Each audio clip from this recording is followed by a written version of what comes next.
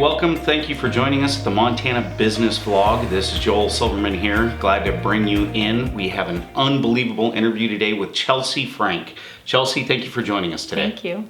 Well, let's get right into it. Chelsey, why don't you tell us a little bit about yourself and what business you're in? Sure. You can't say it's an unbelievable interview. We haven't even started yet. Oh, I got to prove myself. My name's Chelsey Frank, and I run George's Distributing for my parents. It's my parents' business, and I've been here for about, 17 years. About myself, I grew up in Helena, in the family business for sure. Lots of memories growing up in this old warehouse. We actually grew up in the old Kessler mansion that was behind the warehouse. It has since burned down about, 18 years ago, which helped us start a really nice wine business. So, yeah, I left for a little while in San Francisco and got smart and moved home about 5 years later. But, yeah. So now this is a multi-generational business, as I understand it. Yeah. Your grandparents were in the food distribution business, then your dad was in the food distribution business. Now it's the beer, wine, cider distribution business. So why don't you give us a little bit of that family history? Sure. My grandfather owned Butte Produce, and my grandma and him started that many years ago. They were actually... they sold produce because they were Italian. They were from Italy, and they had a little kind of produce stand, which grew into a produce distribution company around Butte.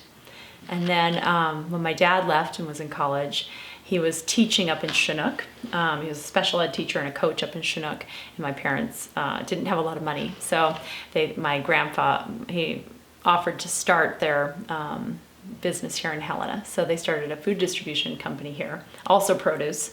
And then they also helped my uncle in Missoula start his, which is called Bakery and Restaurant. It's still in existence. So is Butte Produce.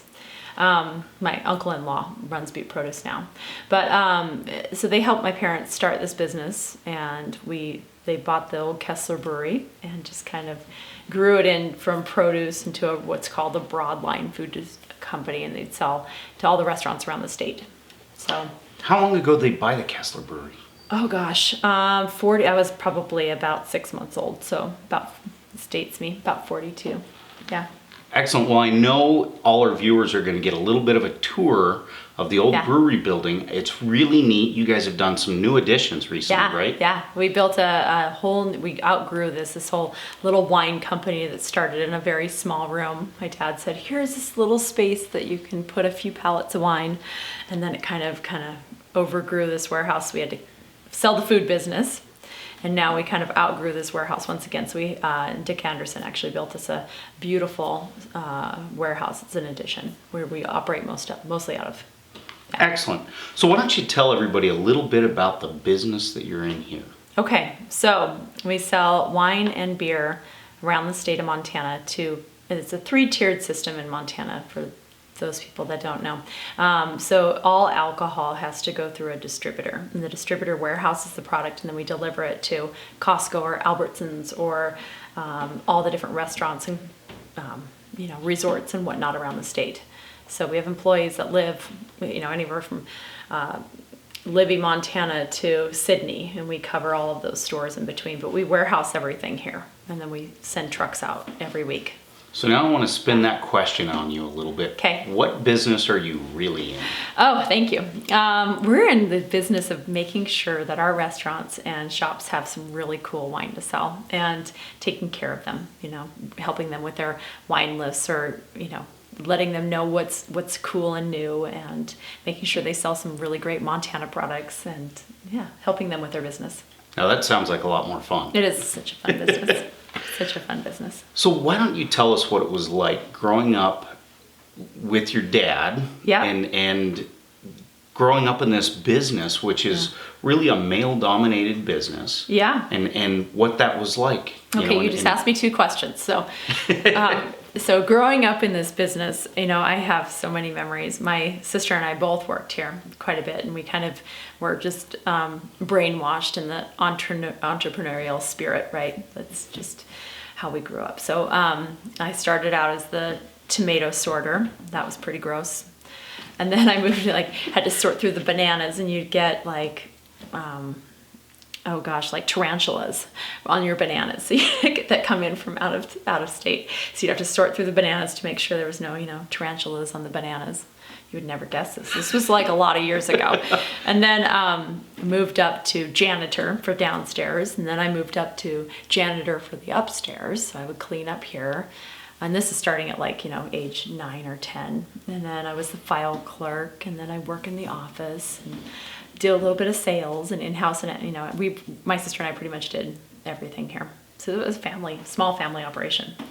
Excellent. So, and then at one point you leave the family business to go to California, right? Yeah, I did. I went to graduate school in California. So I went to college in Montana and then graduate school in California, and I stayed there for about 5 years. And I worked at some really cool restaurants and some different catering companies and that type of thing.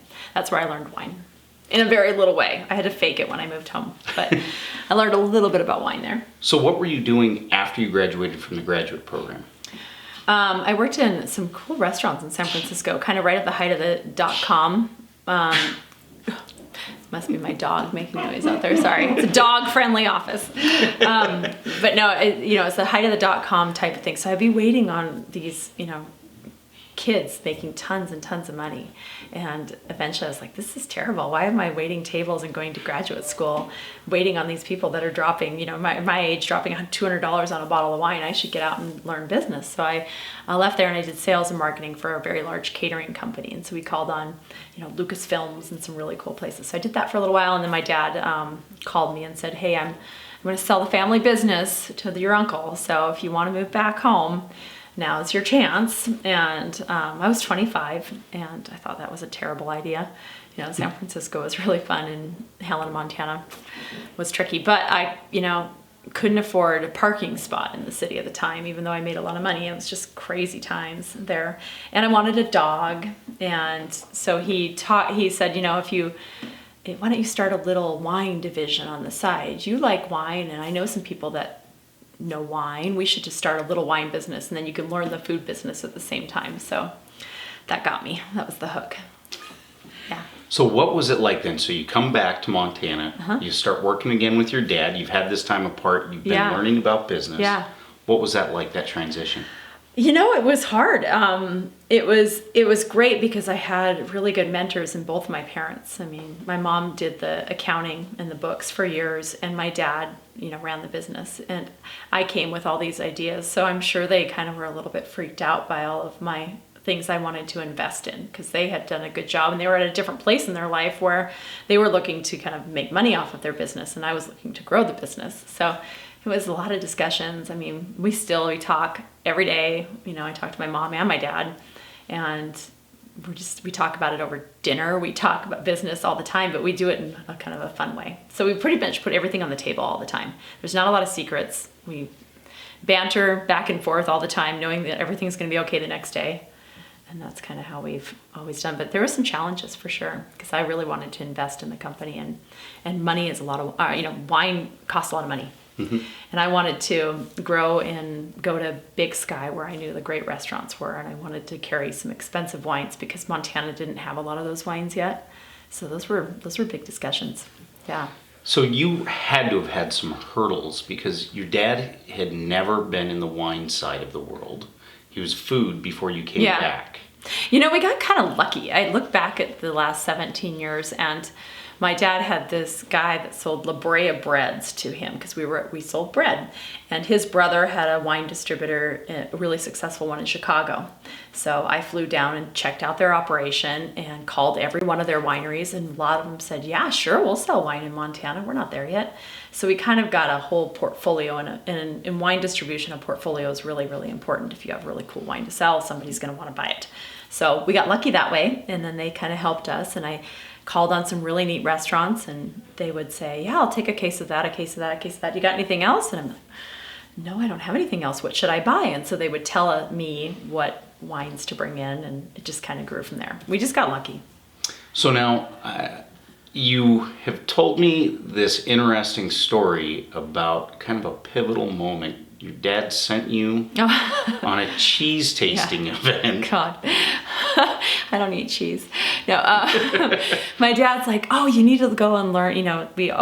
Growing up, all of our family trips revolved around food shows or food tours. We go to Las Vegas or Hawaii or different trips to learn or tour a chicken plant or a cheese factory or something like that. So he sent me to Green Bay, Wisconsin, because there's major cheese factories there from Belgioso or this other, and I was stuck in this hotel for 4 days, and all they served us was cheese. I mean, it was cheese tasting, cheese poppers, and I'm allergic to cheese. It was awful. So I moved home, and I'm like, Dad, I gotta grow this wine business because this food thing is just not for me. And it was a good conversation, and so we decided to really invest the money and hire a lot of people, and we grew a lot that year. And then a year later, we had a garage sale, and we shut the freezer down, and we sold all of our food in a garage sale and sold the rest of it to my uncle as a business, and we were out. So it was great. Wow. It was the best decision we ever made. Sick. And now my dad still, he works with me, and I see him, I talk to him every single day, but he comes in here about once a month and helps us decide, should we buy this new truck? Which direction should we go? Looking at the books with me, and it's a really cool relationship. How long did you work with your dad when you came back, such that your dad was still running the business, so you were under him?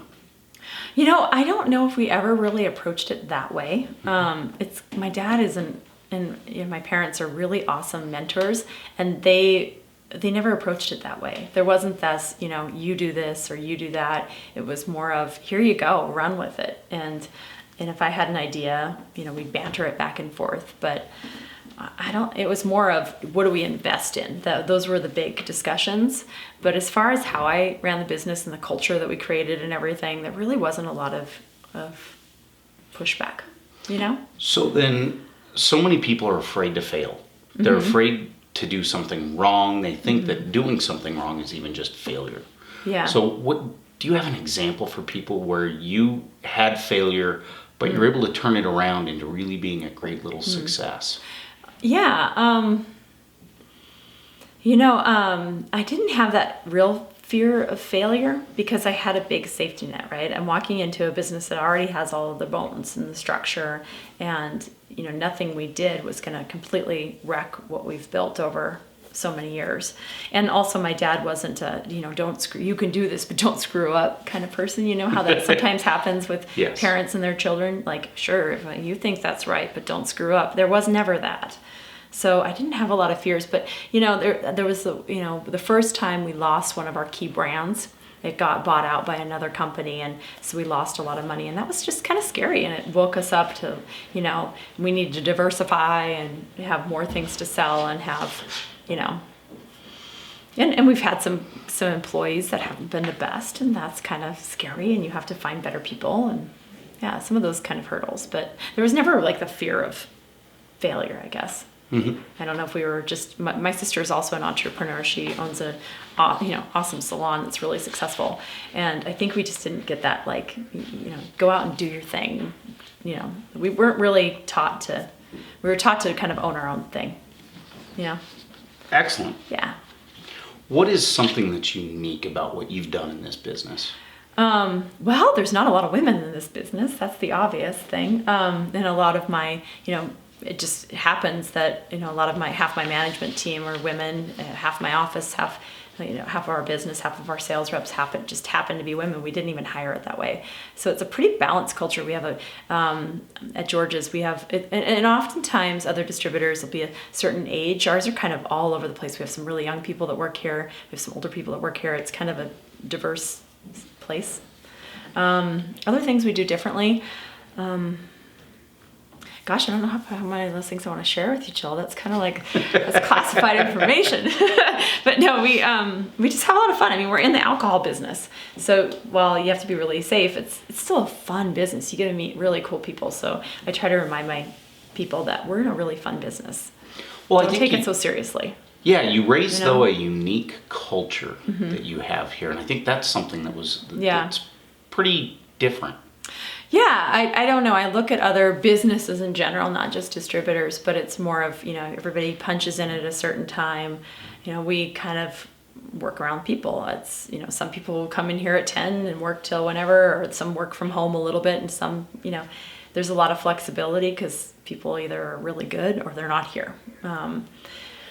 Culture-wise, we have dogs here. We have, it's a pretty low-key environment.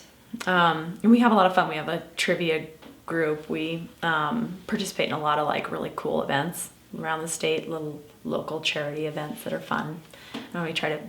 We pay for people's gym memberships so they, go work out, and we just do a lot of things that are kind of unique, I think. So you'd mentioned one challenge you had. Give me another business challenge you had, or a life challenge maybe, that something that happened when you were younger, right, that really challenged you, but you said, you know what, there's a way through this. I got so many of them, I don't even know where to start. Recent challenges for us, and this is just business stuff, but we had to decide whether to go with our old dinosaur computer software system or upgrade to a really expensive flashy new thing. And we ended up upgrading to the flashy new thing, but that was a real challenge for all of us. It's scary to, the unknown of what you're buying, the chats with my dad. It's this is kind of going to be a scary move, and we did it, but it was the best thing we ever did. Or other challenges, when I had my kiddo Emerson, I couldn't travel around the state like I used to. When I first started this business, I was it. I mean, I've traveled 5 days a week and travel to Europe and find wine, or travel to Argentina or Japan, I went all over the place. And then when I had him, I couldn't do that. So that was a big challenge, and we grew a lot that year because I kind of let go a little bit and let everybody else rise up and do those things for me, and our business grew. So I think the control freak thing doesn't always work in business. I had to learn that. So what made you realize that being the control freak was not in the best interest of the business? I had to be. Nothing made me realize other than not being able to do it anymore, and then looking back and thinking, oh, that worked. Other people were able to rise up. You say not being able to do it. Not being able to travel like I used to. Okay. Or visit every customer in the state all the time, or work the hours that I was working. I just couldn't physically do that anymore. So I think that's that right there, that last bit. For so many of us, we end up running into that wall so many times where either we physically break down, mentally break down as business people because we know there aren't enough hours in the day to do everything. Yeah. And you start having to pick and choose, and you realize, wait, I'm letting too much slip through the cracks. I've got to get somebody else in, or get somebody else on the team to cover it, right? So that's fantastic. I have found that almost 100% of the time, if I have somebody do something for me, they do it oftentimes better because they're trying to prove to me that they can do it well, and so they do it better than I did in the first place. I like to hold on to the winery relationships just because they're old and they're fun. But other than that, it's fun to watch people take things and run with it. We have an amazing general manager, and he just has taken things and run with them, and our management team, and pretty cool. Now, this is a really difficult question for a lot of people. Okay. Combining family and business can be so difficult for so many people. And it's one of the reasons I was so excited for this interview. How did you and your mom and dad kind of get over that? Your sister was in the business, right? Yeah. So there can be so many challenges by having family in the business, but clearly all these years later, you guys have been able to flourish in it. Yeah, it's been really fun. I think we've had to remember some things, and one is my mom and I are better friends than working together, and she's added tons to the business, but it's better if we just have a great relationship outside of work, which is cool. My sister does her thing. That's probably great. So you don't have a lot of sibling things. And then my dad is really, he just is kind of a guidance type of personality, and not you need to do it this way. Hey, have you looked at it this way? Is more his approach. And it's the alcohol business. I mean, this is fun. We're selling wine. We get to, see some amazing places and go to some cool resorts and wineries, and they spoil us. I mean, how bad can it be? It's not like you're, in the, cemetery business or something like that. So that makes it fun. But I think, we're kind of the people that talk things out a lot. And if we have a problem, we talk about it, and then it's gone the next day. So, and we try not to worry about the money part as much. It's more about the growing the business and the having fun and the employees. And then I found that the rest of it just kind of comes. But if you're sitting there looking at spreadsheets all the time, and that's no fun. It's just not how we've operated. So, does that answer the question? It absolutely does. Okay. So we talked a little bit about your culture. What are some things that you do day to day or, every month that just strengthens that culture here at George's? What do? I don't know that I do much, but they have some really cool things that we do. We have fun employee newsletter. Strengthens the culture. I think the cool thing about George's, if you ask a lot of our customers, is for the most part, we really try and care about them and their long-standing relationships. So I like to call a lot of people and just see how they're doing, or call and apologize if we screw up. I try to do that myself. Some of that kind of stuff I think is just missing. Or if they don't like something that we do or a new policy that George's has, I usually try and call that person right away and say, hey, how are you looking at this thing? And here's why we're doing it this way.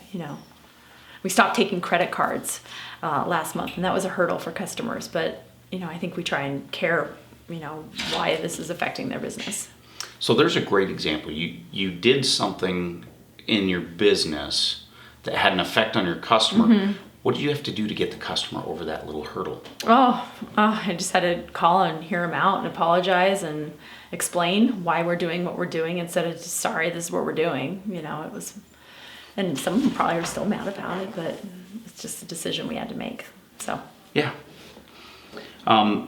You also mentioned you've got gym memberships that you cover, trivia. Fun things like that.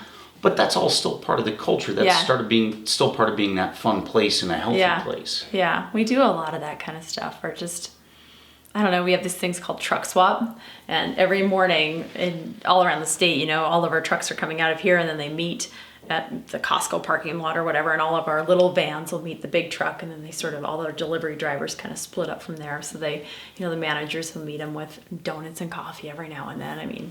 Just try and make it fun as best we can. Because we're pretty spread out. We have employees all over the state, so to try and make them feel connected is a real challenge. Mm-hmm. It's important. So you brought up technology. Yeah. Technology is so huge in every business. Mm-hmm.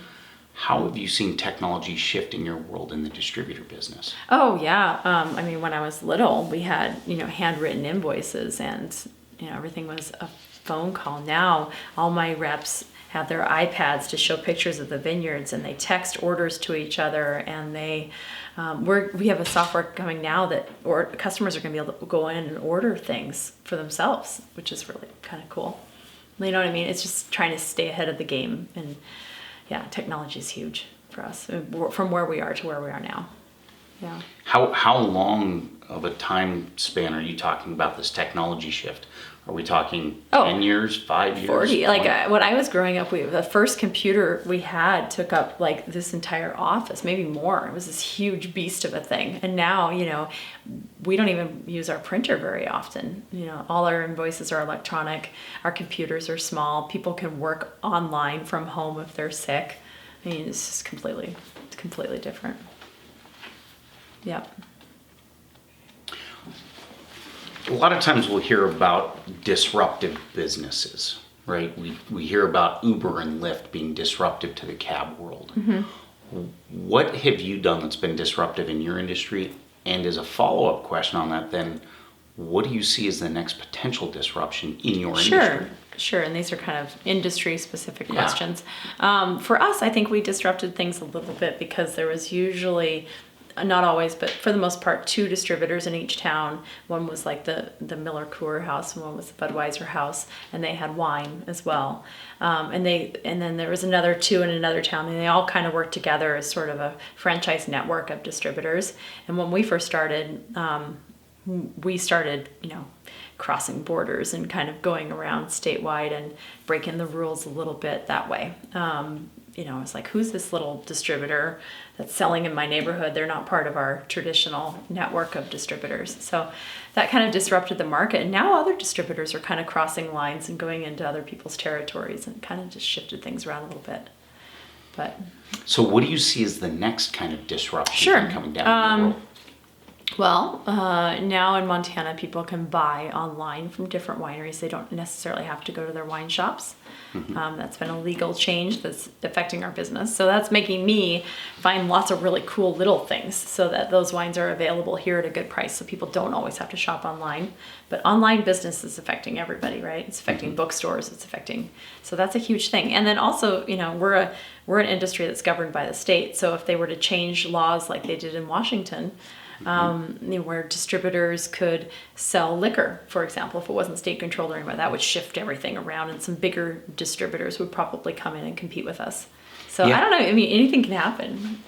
And for the folks out there in the audience watching this, Montana being a 3-tier state, as Chelsey had mentioned, that means that the manufacturer has to be owned separately from a distributor, also separately from the retailer.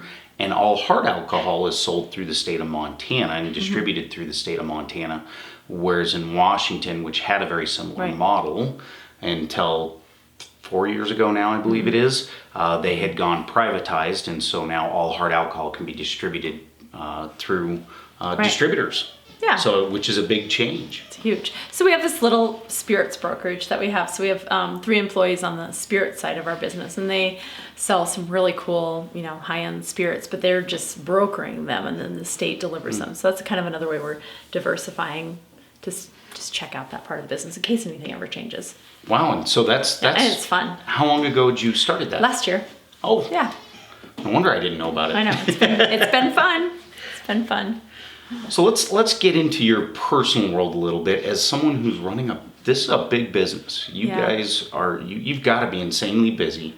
How do you keep yourself centered?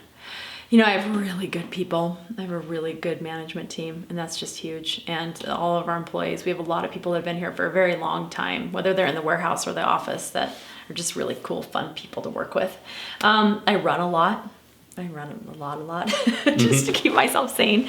And I don't know, we travel some, and I don't know, how else do I keep myself sane?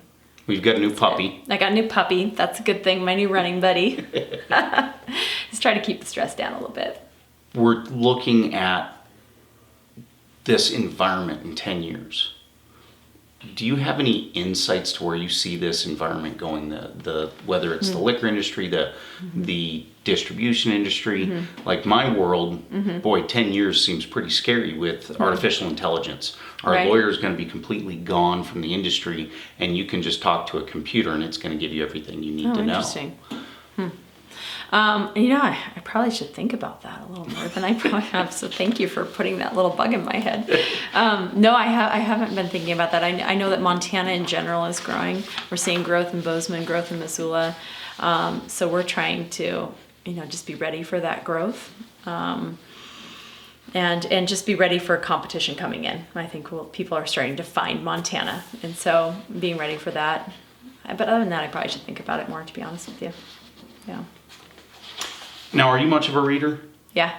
Why don't you give me one fun book and one business book that you'd recommend for our... I probably should read more business books. I don't read any business books. Yeah, I really should. Psychology books, something. I read a lot of that. I've read a couple books lately. I have a book club that's pretty awesome. But we read a bunch of, interesting novels more than... You didn't prepare me for this, Joel. The book I read I read this book called Educated last week, and it's about an Idaho family that grows up kind of the anti-government and scared of the government and the sort of survivalist mode. I just thought it was fascinating, and and what an education does, right? They raise their kids without education, and how much their kids wanted an education, and how it kind of ended up kind of on the flip side of what their intentions were. But that was a good one. I read a lot of psychology, but it might not have to pertain to business. So it all does, doesn't it? I mean, yeah. in the end. Yeah, it's true. Yeah. No, I listen to a lot of podcasts. That's kind of Okay. a thing. Podcasts, Do you listen great. to those? Yes. So why don't you tell us about a couple of your podcasts and why? Oh, I like this podcast called the Rich Roll Podcast. I don't know, he's this ultra endurance athlete, but he, excuse me, he interviews all these really great thinkers and interesting people. And then I listen to the Michael Gervais podcast, and he interviews a lot of CEOs, business leaders, people that are just at the higher performance in whatever they do, whether it's an athlete or a business leader. And he just inspires me. He makes me really think about why people do the things they do, what motivates them, and what makes them tick. So those are two of my favorites. And then I listen to a bunch of wine and food ones. So the things that make you tick. So what are a couple of things that make you tick? In business, it's about it's really fun to watch employees succeed for me. It's fun when I get to know customers. I love knowing the customers, and whenever I have the chance now to take them out to dinner or something like that. And the wineries, I just love to see them grow. You know, I'm dealing with some people that were tiny when they first started working with us, and now they're on the cover of Wine Spectator. You know, it's just neat to see. So those are some things that make me tick. That's fantastic. Yeah. Anything else there in those podcasts that you'd like to share that might draw some people over to them to go look at something? Business things or just either in one, general? business, personal? Oh, I just like them. They distract me while I'm running for a long time. Give me extra time to think about things. But,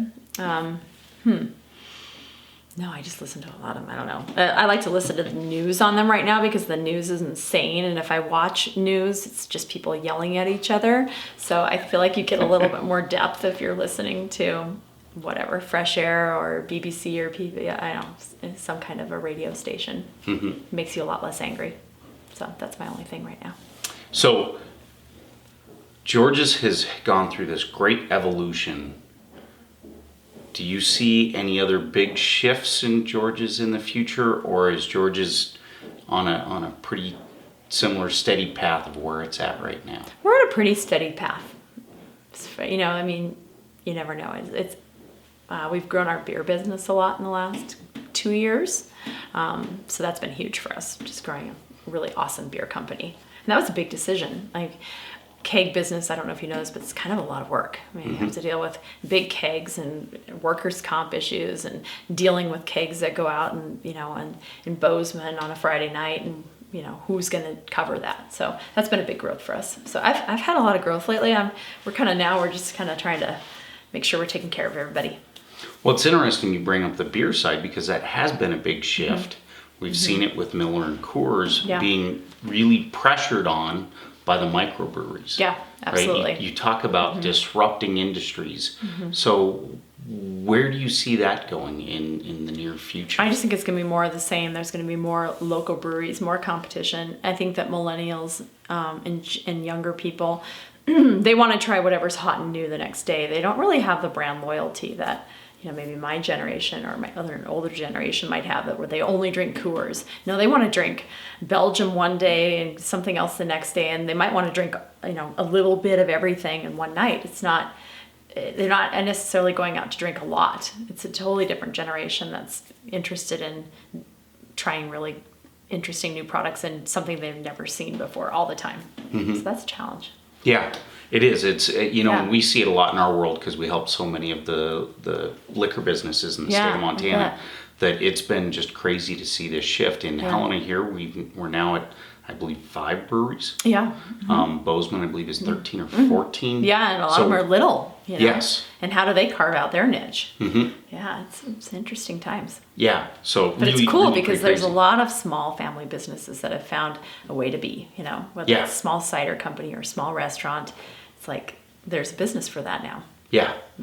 Well, let's say, I know you're a runner, so let's throw a little shout out to the folks at Prickly Pear. Yeah. For all the great work they do. What's your favorite trail to run here in Helena? Because you right out your door, for the folks that don't know where George's is. Pretty awesome. It's amazing out here. Yeah, and actually Prickly Pear just developed a whole new trail system right outside our door, so our employees can go for walks all the time. My favorites are Mount Ascension. I run with my sister, and Mary Hollow from Prickly Pear is my running buddy, so yeah, we run all over the place. It's awesome. Fantastic. Do you have any last words for us here as we kind of wrap things up, parting bits of wisdom? No, I just think it's really cool that you guys do this. This is a neat opportunity to visit with your customers and see what we do. It's really cool. So thank you. Well, excellent. Yeah. So glad you could join us today. Thank you. This was just fantastic. Thank you for sharing your time. We know you're Yeah. busy. This was just fantastic. Everybody out there, thank you for joining us today. We hope you got as much out of this as we did. I know I'm going to carry a lot of this away, and thank you so much. Yeah, you bet. Take care.